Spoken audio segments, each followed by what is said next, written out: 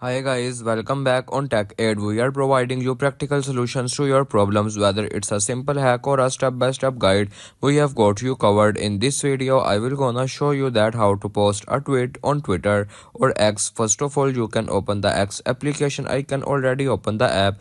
After opening the app, you can see the plus icon at the bottom right corner of the screen. Just simply tap on it, and here you can just simply write your tweet that you want to tweet in a Twitter or X app. I can write my names. So after this you can also add pictures or any other things, and after satisfied your tweet you can just simply now tap on post at the top right corner of the screen, and after this the tweet is posted on Twitter or X app. If you want to keep your online activity private and access to restricted contents like I do, trying using a VPN, it's secure, easy to use and makes a browsing safer. The link to buy is in the description below.